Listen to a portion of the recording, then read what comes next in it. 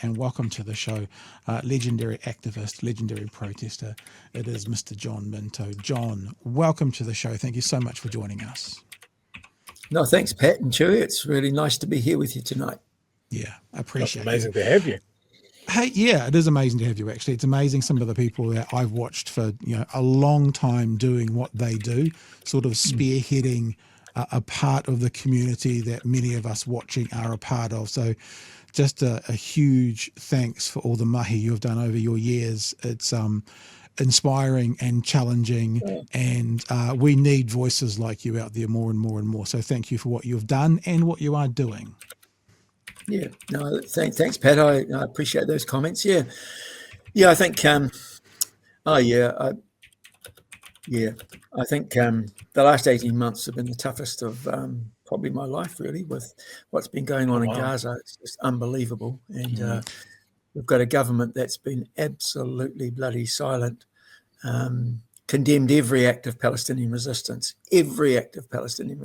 but refuses to condemn the war crimes, the deliberate starvation of 2 million people, stuff that's just unimaginable. And I guess these are the people, our leaders now were the same people in the 1930s who never uttered a word about what Germany was doing to the Jewish people, to gypsies, to socialists, etc. Yeah.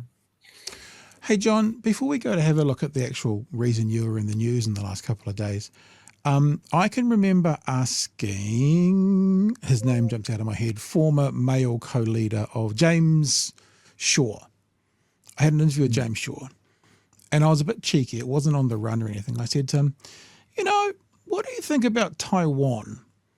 Do you think Taiwan should have independence and its freedom? And respectfully to James Shaw, he had kind of stuttered and stammered a little bit because as a politician, he had to pick his words quite carefully. We agree with what you're saying about national.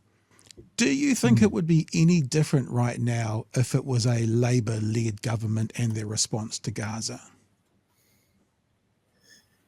Really good question. It would not be as different as we might hope. I mean, you look at we've got a Labour government in Australia, the Labour government in Britain, and they're not much different from the Tories or the what do they call them in Australia? The Liberal National Coalition. It wouldn't be hugely different. But Labour, when they're not in government, they've said some good things. They've said that they would support the Green Party sanctions bill. They've said they would change their procurement policy to exclude the companies on that United Nations database that are involved in illegal Israeli settlements. They wouldn't be buying goods or services from them. They've said they would direct the super fund and other government sovereign funds to withdraw investments from those companies that are involved in illegal settlements. So they do those things, which are important, but they're not earth-shattering. But I think they would still stick very strongly to supporting Israel. They possibly would have by now. I know when Nanaia Mahuta was foreign minister, she was moving quite quickly towards recognising Palestine. And if that government had been elected and she'd been the foreign minister, I think, if they'd won their last election and she was still foreign minister, we would have done that by now. So, but yeah, probably not as dramatic a change as we might think it would be. Most people think about you and your name, and they think about sort of a hard line activist, protester, hold the line, unwavering. There's that old saying about, perfect getting in the way of good. When it comes to like political leanings and stuff, how does someone like yourself vote? I'm not asking you for your vote, but when you think that if the side that my allegiances to are still not going to get there, like as I would like them to, how do you go through that? How do you marry up what you should do with your support in the political world? Well, I think it was Sue Bradford who said that if you want to, what did she say? I can't remember how she said it, but basically you vote. I think you've got to vote for what you want. And under MMP, we're closer to that than many other countries. Yeah, true. Too many people say, under the old first past the post, they used to say, well, a vote for what is values in the old days. A vote for values is a vote for national. Well, no, a vote for values is a vote for values. And if that means Labor has to smarten its act up to get your vote, then they should be, they should smarten their vote up, their act up to get it. So I think too often we're always voting for the lesser of two evils rather than voting for what we really want. And I think people should vote for what they really want. And the problem with that, isn't it, is that if we always vote for the lesser of two evils, we're never going to change the system to how it's the eternal conversation, isn't it? I mean, do you vote for back in the day? Do you vote for Hillary Clinton was a horrific warmonger and that, but that's better than Trump. Yeah. But if we don't vote for Hillary Clinton, then Trump gets in, or should we let Trump get in because we actually need the system to burn down so we can rebuild it? It's an eternal conversation. Yeah, well, that's not a good choice. I mean, to be honest with you, Trump's been far better in terms of wars than Hillary Clinton. Hillary Clinton as Secretary of the State was just appalling. Trump, his natural instinct is not to go to war, and that's you've got to say that's a hugely positive thing compared to a traditional American Democrat. So, there's lots to hate about Trump, but you've got to give credit where it's due. I mean, he didn't want to. There were lots of times when he was urged to go to war or to bomb this country or that country, which he didn't. And I think that's, Although he seems to be trying to make up for it in the second term about annexing Greenland and Canada and Panama and anywhere else. So, so we'll see. I mean, it's all. I mean, let's not go there at the moment. I mean, America is an imperial power which is in decline. And whenever imperial powers go into decline, if you look at the Roman Empire, look at any empires, when they go into decline, they elect leaders who do stupid things, who everybody starts to look for something which is going to save the empire. And so they vote for extreme policies, extreme leaders, and it just gets wackier and wackier and stupider and stupider. And America's in that phase now, I think. It's a waning imperial power, and I think things are going to get a lot hairier with them because they're still they're still a massively armed country. They can still do a hell of a lot of damage, but they are a waning power. The problem with me, John, is I talk too much, and then my friend Chewie there sitting beside me, he looks and listens and enjoys, and then I say, Chewie, come on in. So I'll just say it now. Chewie should definitely come in and join a part of this conversation. I'll shut up. I was just thinking about your comment there about declining empires, and what we saw last century is some of France's most egregious actions in the 20th century was trying to hold on to their possessions. And certainly the British Empire, you had Malaya and you had Suez and you had basically in the news right now, drawing funny lines on maps and hoping it will all work out. And India and Pakistan absolutely hate each other's guts because of how England kind of went, this will be fine. Anyway, we're out. Not our fault now. Oh, it's all over. That's all over the place. The legacy of sort of colonization and those imperial powers has just been frickin' dreadful. The world's been suffering from that for a long time, and then you end up in these countries with so many of them have just got despotic rulers, but they're there because they're prepared to toe the line with the US or the UK, and that means the people suffer all the way through. So as far as I guess what we've been talking about Gaza, Palestine, Israel, and that sort of thing, if we gave you a magic wand, what does that part of the world look like? Very simple. What's your solution? The solution, the only possible solution now, is the solution that was put forward in the 1980s by the Palestine Liberation Organization. One state where everybody has equal rights. So you have a democratic constitution, you have which gives protection for religious rights, for ethnic minorities, all the rest of it. But like the way South Africa's turned out now, so you're all in it together. You cannot make one group of people safe by driving another group of people off their land. And if we end up with this two-state solution, which is the fallback position for the West, because the West wants to maintain Israel, or at least the US in particular wants to maintain Israel as a state in the Middle East that will do what the US wants. So it will keep the Arab countries in line. And I have to say the biggest job they have, Israel has, is to prevent democracy breaking out in the Arab world, because that is America's greatest fear. They do not want democracy. Democracy means those countries take control of their resources and they take control of their own destinies. And that's what the US doesn't want to see, because that means that the US wants to control the flow of oil. The US doesn't need oil from the Middle East, but it wants to control the flow of oil to its friends and away from its enemies.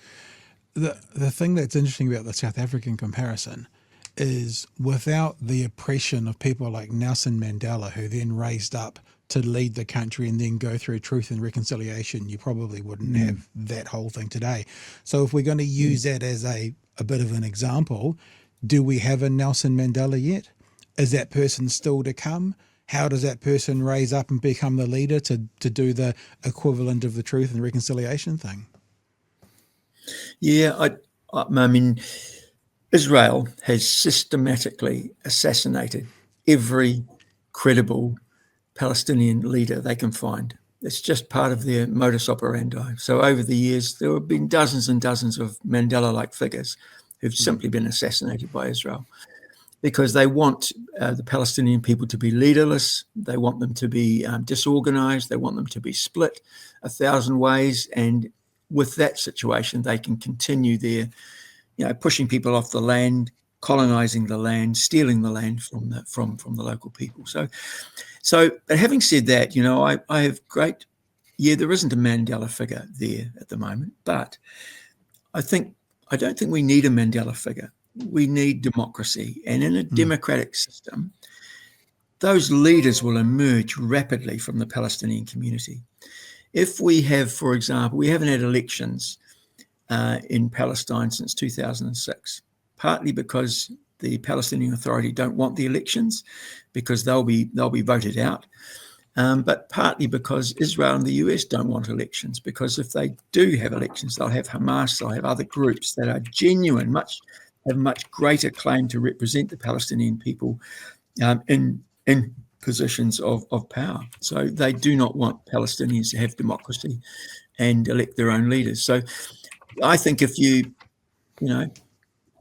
we've just got to give Palestinians the opportunity to develop their own democratic structures, and we can do that if you take them out of this pressure cooker, you end the occupation of Palestine, get those Israeli troops out of Palestinian areas, and allow Palestinians to develop their own sort of democratic culture, which they will do very rapidly.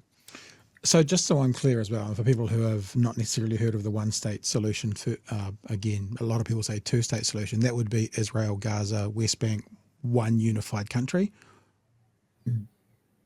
Yeah? Yeah, absolutely. Yeah. Jerusalem, what we would call historic Palestine, which is sort of the Palestine from pre-1948, that Palestine would be one single entity where everybody has equal rights. And there'd be probably 60-40 Palestinians compared to Palestinians compared to Jews. There'd be about 60-40, and we would have to allow Palestinians the right to return to their land and their homes, which they've been excluded from for 77 years. So in that situation, yes, there would be Israel would no longer be a Jewish state.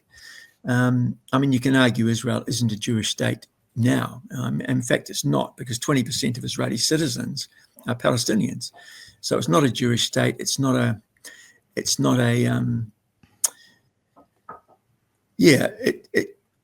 calls itself a Jewish and democratic state. Well, it's neither of those. It's actually a multicultural, multi-ethnic, multi-religious state where the leadership, the far right leadership, are desperately trying to hold on to that Jewish majority, which they have no right to hold on to. It's simply, you hold on to a majority just by stopping anyone else from having a vote. That's what white South Africans did. They said, we're a democratic country. Blacks can have their vote in these other areas, these Bantustans. but not in white South Africa. But of course, it was all a charade, just to keep whites in power and to keep the black workers ready to work for the white-owned industries. Yeah, and Israel will be happy to keep that similar situation for Palestinians. Again, just for clarity for me, everyone else watching, when you say it would be 60-40 and 40 would be Jewish, are you using that as an equal word to Israeli? Because not everyone in Israel is actually Jewish. Not everyone in Israel. Yeah, I think crumbs. I have to update my figures here, but I think there's. I might be getting it wrong here. 9 million, I think, people in Israel who have the right to vote in Israel. 9 million, and 2 million of them are Palestinians. So they are Palestinian citizens of Israel, but they are second-class citizens. So there's a whole range of laws that Israel has, 65 laws that discriminate against people who are not Jewish. So that's why Israel's called an apartheid state, right? Because it has these laws that discriminate against people on the basis of race.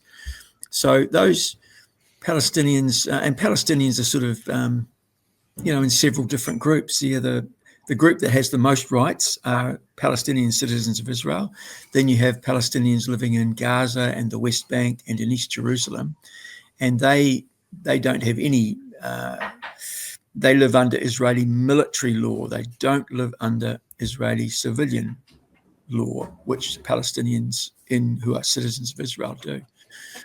And under military rule, you're under the arbitrary, rule of a military, which is, this is why we get these casualized killing of Palestinians, which has gone on for 77 years, and now the mass slaughter of Palestinians in Gaza.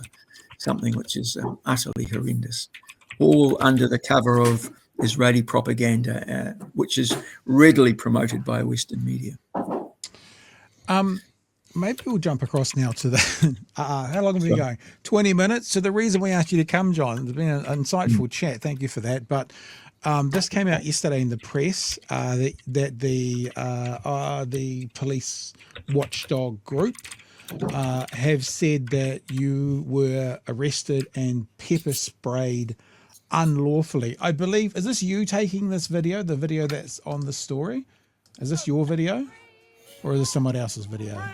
No, it's not mine. It'd be someone else. Because I think the story said at one stage you were sitting on the sidewalk videoing. I just wondered if this was yours or not. Yeah, no, I was videoing the people in the middle of the road, actually. Yeah. Yeah, I mean, it was a protest. It was a very simple protest. It sort of, there were people. I mean, I stayed on the footpath. I wasn't part of the organising, but I was certainly there supporting it. And people did go onto the road, and they didn't block the road. What they were doing was sort of making the cars drive around a block in Littleton rather than drive straight through, if you know what I mean. Yeah. So. And it was intended to be a relatively short bit of disruption, but the reaction of the police was really surprising, and to be frank, I thought it was really stupid. And they were, I'd call it cowboy policing. So they had a lot of young police there, and I think a lot of them had never been in a demonstration before, never policed a demonstration before, and I have no idea what their senior.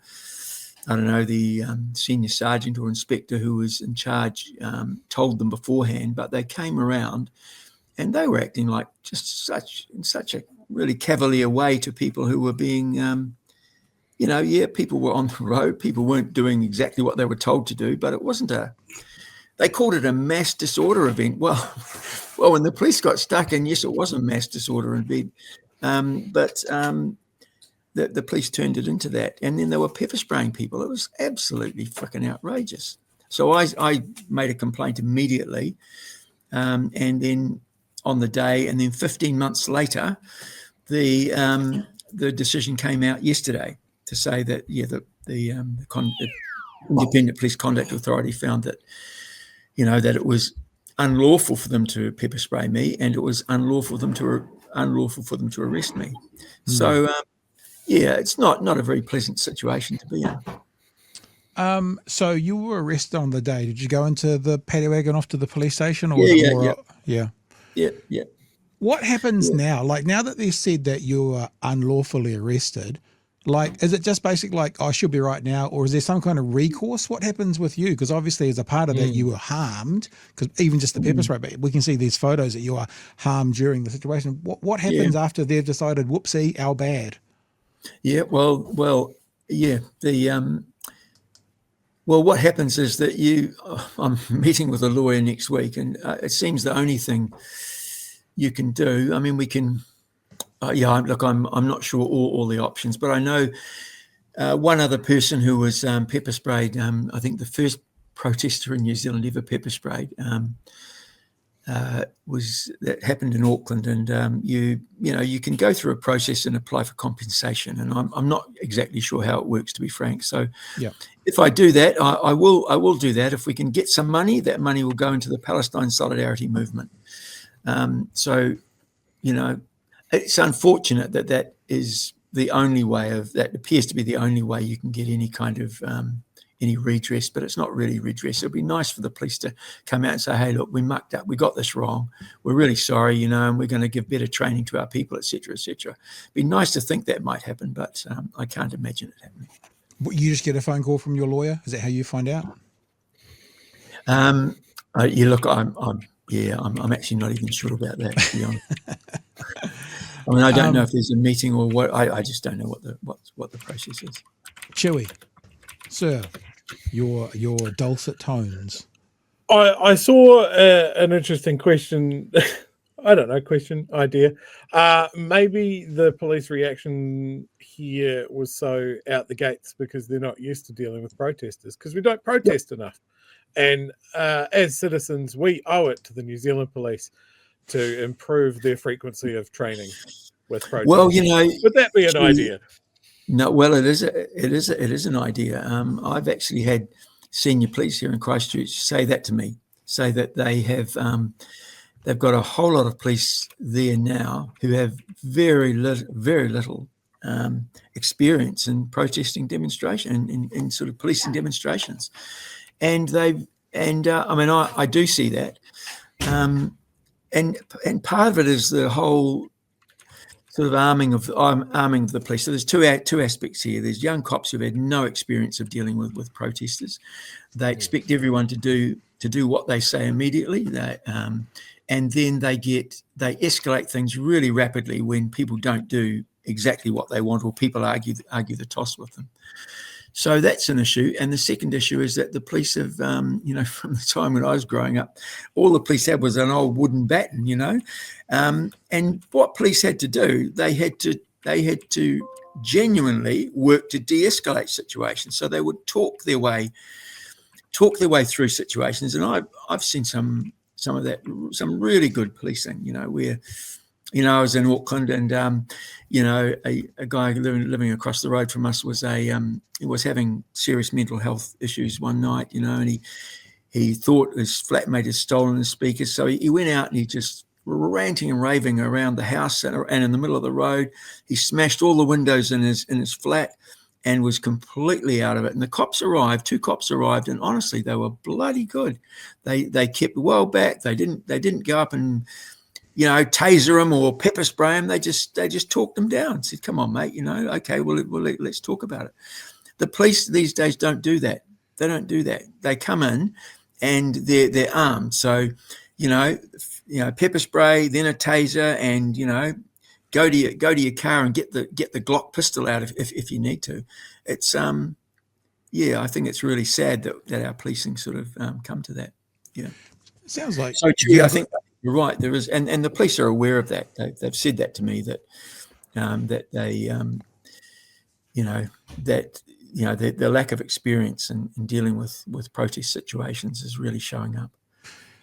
John, it sounds like there's a business opportunity there. You could be consulting the police. I mean, seriously. It's not me. It won't be happening with me. Okay. No, it won't be happening with me. There has always been accusations of rent-a-crowd.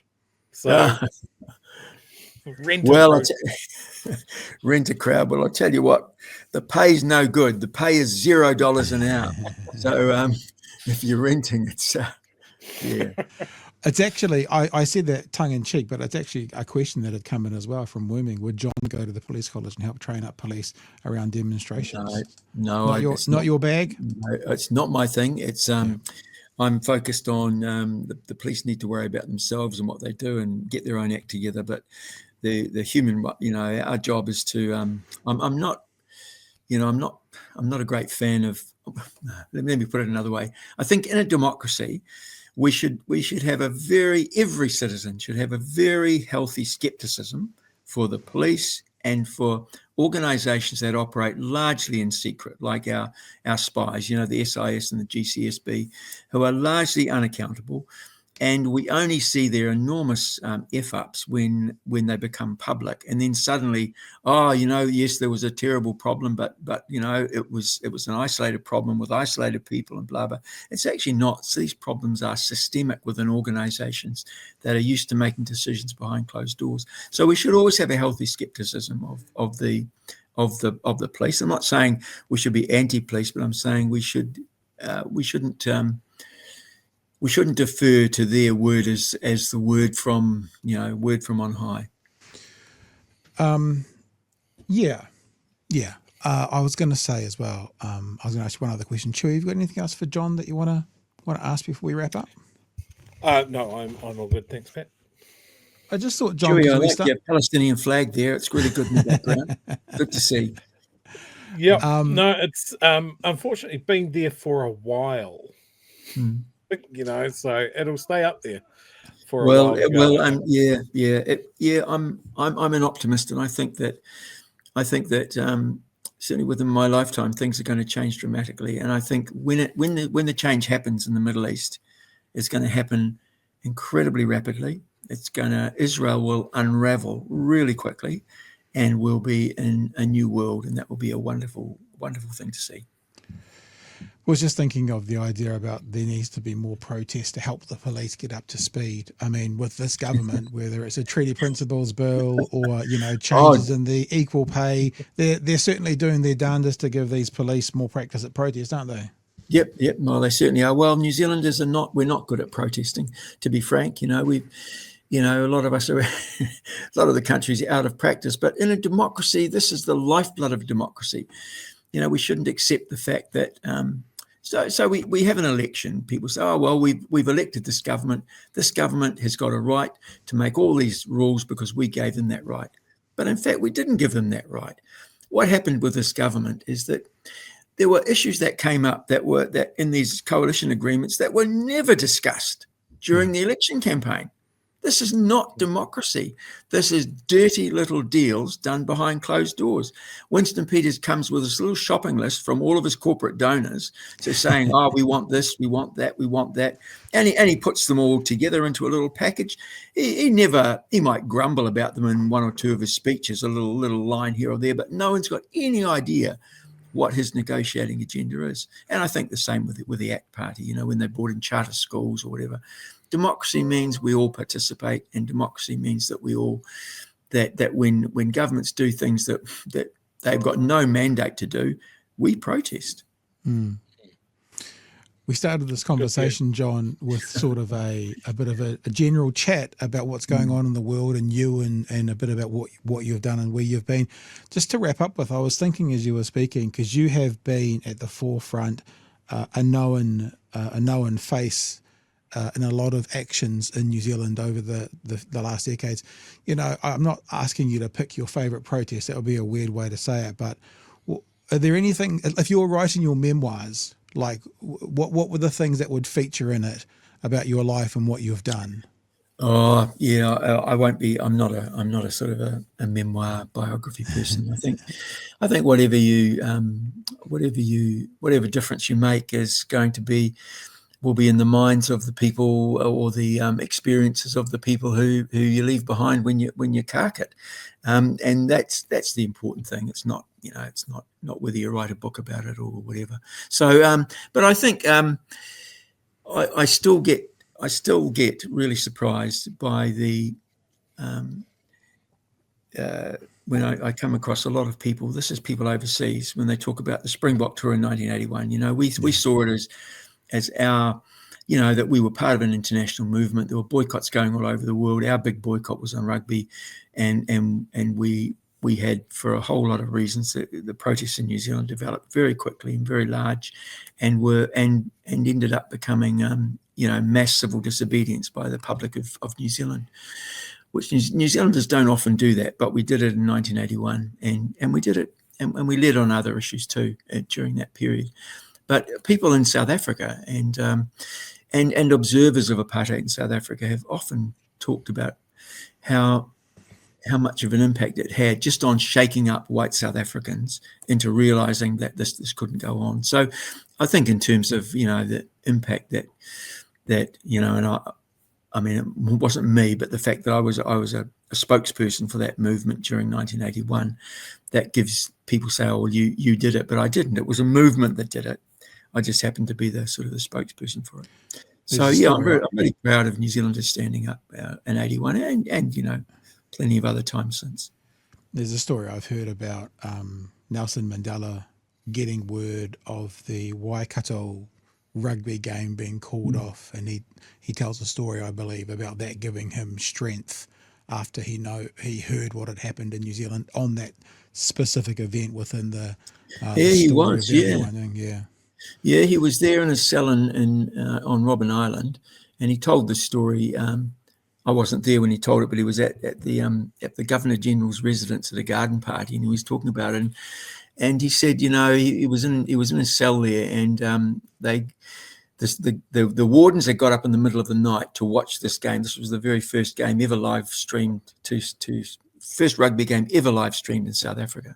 Wow. So white South Africans got up out of bed in the middle of the night to watch it, and the guards at Robben Island were. And he said very quickly, they learned from the guards that the game wasn't going ahead. There were all these people on the field, and he said that. When they realised that, and then the game was called off, he said they just couldn't believe it. He said they grabbed the doors on their cells and they rattled them right around the prison. He said it was like the sun came out. So it was, it was quite an inspirational moment for the struggle there. And of course, we never heard that till 12 years later, because the internet wasn't a thing in those days. But I feel very proud of the fact that we were, that Kiwis did stand up and were counted. Yeah. It's important now, though, to realise that we're too small to make any sort of change, so it's best just not to rock the boat anymore. Well, Chewie, we're the one country in the world that has the chance to speak out. I mean, we're in the Five Eyes Alliance. We are at the heart of the Western Empire, and if we speak out, it resonates. It will resonate right through the world, right through the global South, and through the Western world, and we would be able to look back on it with huge pride with our children and grandchildren. At the moment, we can just look back with bloody shame. There's actually, I've got two more questions, John. I've got one just prompted from the 81 Springbok tour, but there's one from Mark in the chat, Chewie, that you'll start, which I think is a great question as well. If you're okay for a couple more minutes. It's a great question. We'll do that one first. John, your first protest. What was your first protest? Do you remember it? The very first one. No, I don't. Been so many. Oh, well, I don't actually remember the first one, but I think I got involved. It was when I was in Napier. Like I was, no, probably, no, I don't know. I went to various, protest meetings when I was at university in the early 1970s, but I wasn't an active. I didn't have a loud hailer. My first loud hailer protest would have been probably in Napier, protesting against Rothmans. Not because of they made cigarettes, but because they were owned partly by a South African firm. So, we were trying to cut New Zealand's links with South Africa. Yeah. Nice. My last question, John, just prompted from the Springbok tour protest says, is there anything that we, the public, don't know or generally have gotten wrong from that 81 Springbok tour that you could share with us tonight? Like, is there a common misconception about that era or that protest? Wow, that's a fascinating question. Yeah. That perhaps that I think the biggest impact of that of those protests was actually here in New Zealand itself. So because we had Māori activists who really, big part of the protests, and they were always challenging, Pākehā like myself and the movement generally, and saying, look, it's all very well to be protesting about racism 6,000 miles away, but what are you doing about racism in your own country? So I think that was the impact of that was actually enormous. So, within a few years of the 81 tour, we had the Waitangi Tribunal had been established earlier, but it was given the power to look at historical breaches of the treaty, and we're still in that process now. And I think it's been a huge learning curve for Pākehā New Zealanders, and I think it's been a hugely positive thing. And I was just absolutely overwhelmed by the numbers in that hikoi last year of Pākehā out there in their tens of thousands coming out and saying, no, keep your hands off the treaty. It was really quite inspiring, I think. Yeah. Hey, John, thank you so much for coming on tonight. It's been a real pleasure. Oh, thank you very much for asking me. I appreciate it. And we'd love to have you back anytime. Anytime you get to the IPCA telling you that you haven't done anything wrong again, you should definitely come back. Okay, we'll do so. Thanks a lot. Thanks, John. All the best. Cheers, John. Bye-bye. Cheers.